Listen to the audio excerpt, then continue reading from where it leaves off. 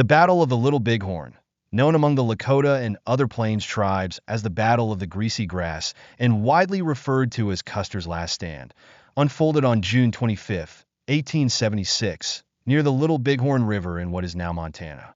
This historic clash pitted the combined forces of the Lakota Sioux, Northern Cheyenne, and Arapaho tribes against the United States Army's 7th Cavalry Regiment, under the command of Lieutenant Colonel George Armstrong Custer. Marking a pivotal moment in the Great Sioux War of 1876, the battle culminated in a decisive victory for the Native forces, underscoring their fierce resistance to U.S. expansionism. The Great Plains served as the final stronghold of Native American autonomy in the face of relentless American colonization. Before the Civil War, the arid climate and significant Native presence had deterred settlers from establishing themselves in the plains. However, post-war expansion brought renewed interest, with the U.S. government actively pursuing control of the region. Railroads were constructed, and settlers were enticed with lucrative land offers, making conflict between the Plains tribes and U.S. forces inevitable. By the late 1860s, many Native Americans had been forcibly relocated to reservations or killed, leaving the Plains tribes as some of the last defenders of their ancestral way of life. Determined to resist subjugation, they prepared for a prolonged and resolute struggle.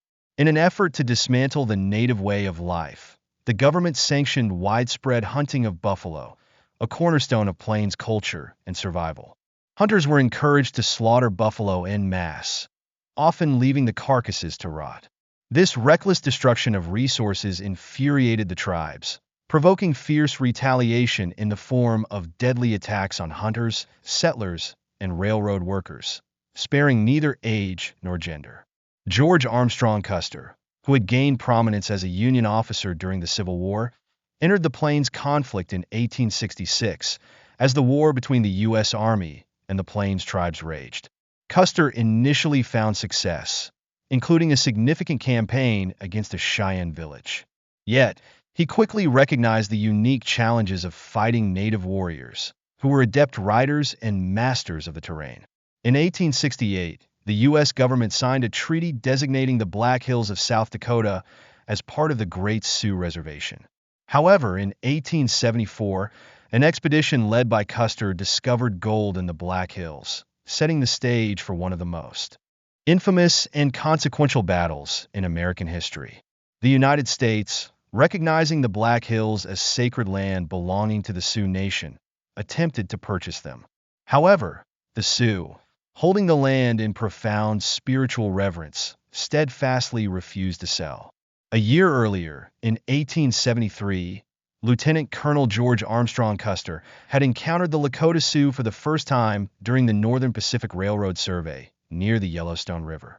It was here that Custer faced Sitting Bull and Crazy Horse, an encounter that marked the beginning of a fateful rivalry. In 1876, Custer was ordered to ensure the relocation of all Native tribes in the region to designated reservations by January 31st. Those who resisted would be declared hostile. Unwilling to submit, the tribes left their reservations and journeyed to Montana, joining Sitting Bull and Crazy Horse at an ever-expanding encampment. By the time they settled along the banks of the Little Bighorn River, the encampment had swelled to thousands. Witnesses of the gathering described it as one of unprecedented scale. According to Oglala Sioux warrior Hedog, the massive assembly began forming in March or April, as news spread that U.S. soldiers were preparing for battle. In response, various tribes coalesced into a united front, creating a fortified camp. The encampment featured at least 6 or 7 distinct camps, with the Cheyenne positioned at the northern end and the Sioux to the south. Among the Sioux, the Hunkpapa occupied the southernmost position, flanked by the Sans Arc, Miniconjou, Santee, and Oglala along the river's meandering bends. Even 5 Arapaho warriors had joined the force. Altogether, the camp housed between 6,000 and 7,000 people, including roughly 2,000 warriors armed with a mix of Winchester, Henry, and Spencer repeating rifles, as well as traditional bows, arrows, and tomahawks.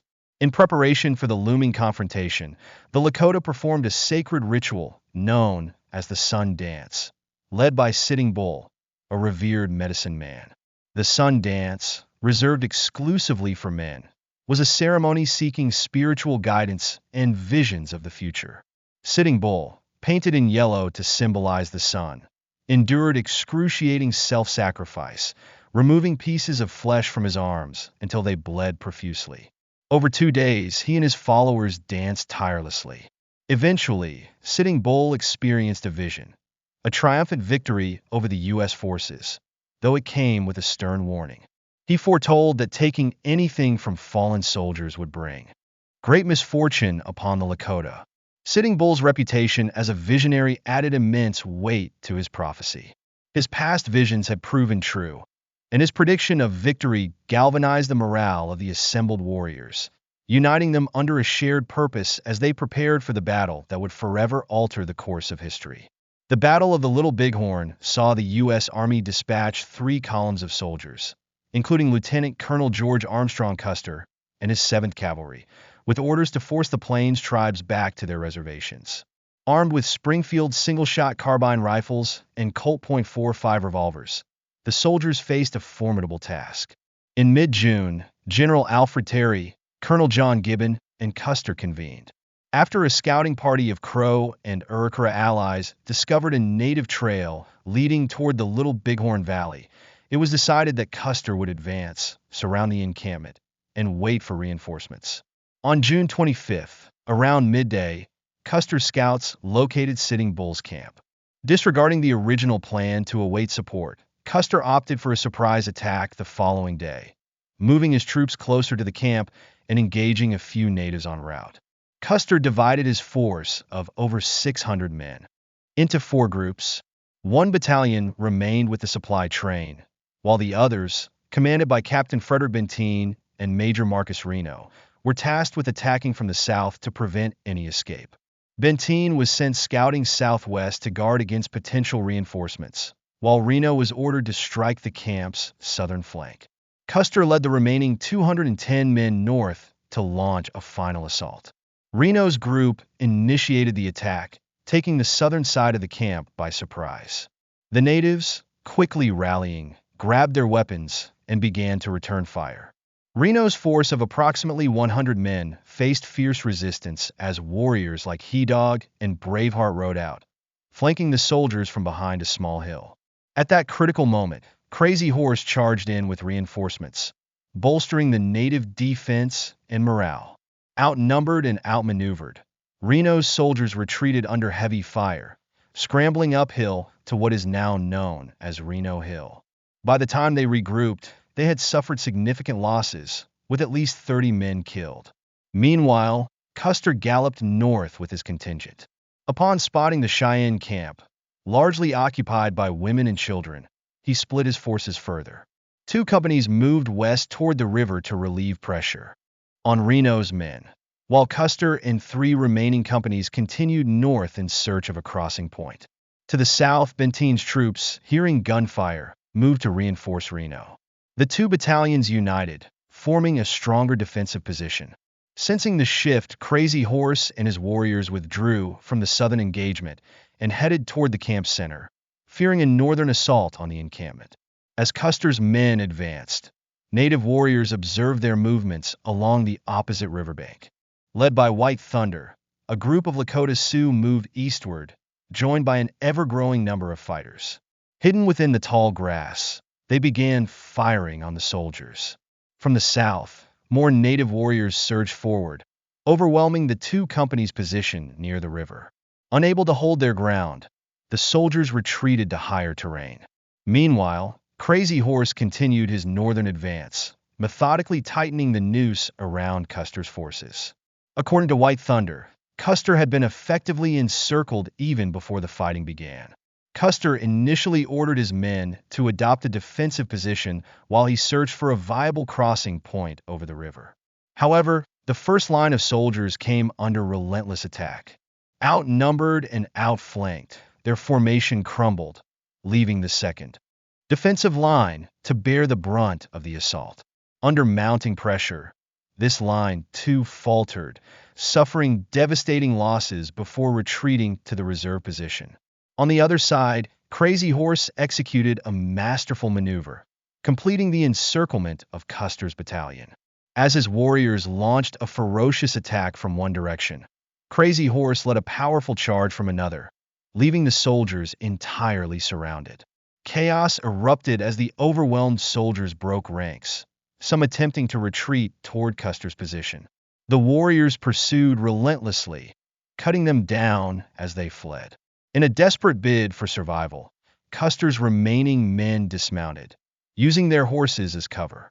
But their efforts proved futile. Completely surrounded, their defensive position collapsed under the onslaught. What transpired next was not a battle, but a massacre. The native warriors launched a final, merciless attack, killing every soldier in Custer's battalion. Custer himself fell with 2 fatal wounds, one near his heart and another to the head, marking the bloody end of Custer's last stand.